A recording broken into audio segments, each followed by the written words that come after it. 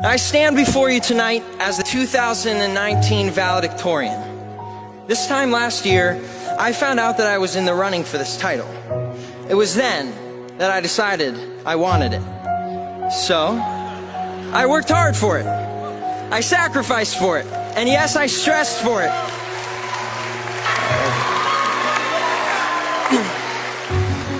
And I got it. And at our senior awards ceremony, it felt so good when I heard my name announced with this title. It's so good. For about 15 seconds. Yeah, 15 seconds of my heart racing and my adrenaline pumping. 15 seconds of, yeah, I won! 15 seconds of being at the top of the pile of all my accomplishments, and it felt euphoric. But there must come a 16th second. And on that 16th second, I sat down in my seat, I looked at my silver stole that says valedictorian, and I thought, that's it? What just happened?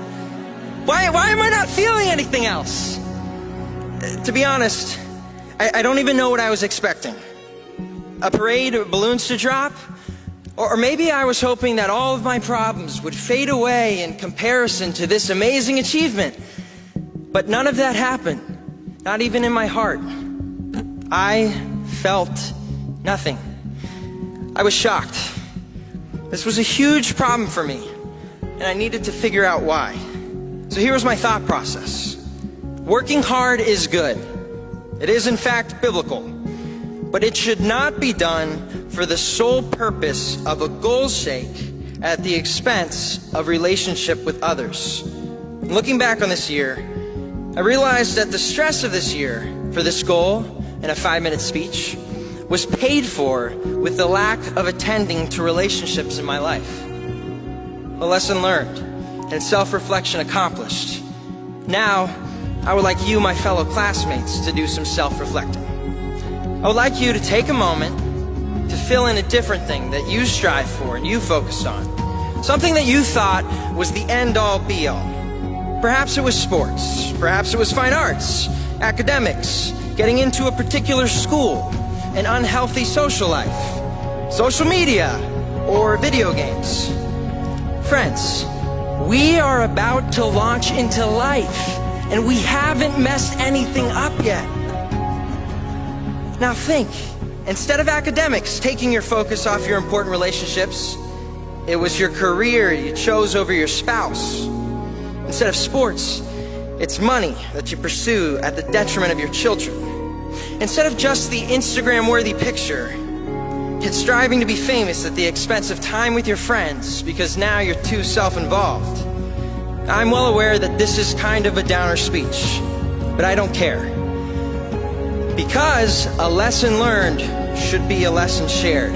Now, I'm glad that I have only made this mistake of striving for something that is in the light of eternity, not important, for just 1 year.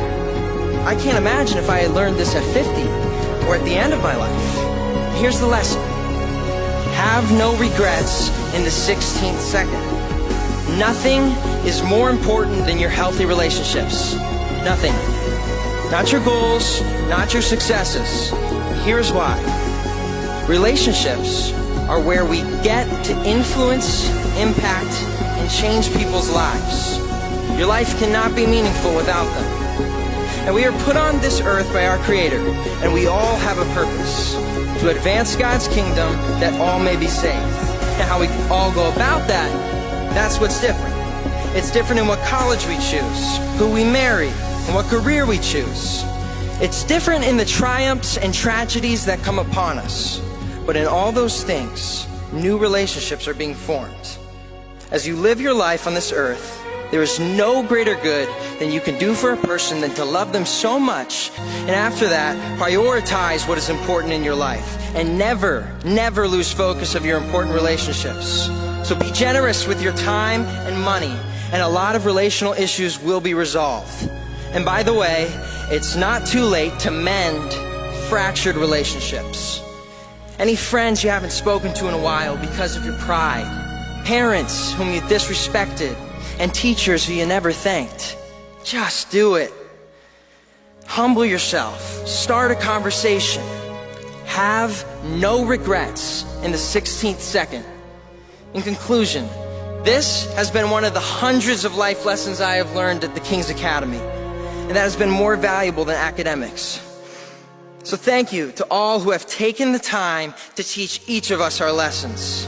And once again, thank you to our parents who have been the main source of our lesson learning.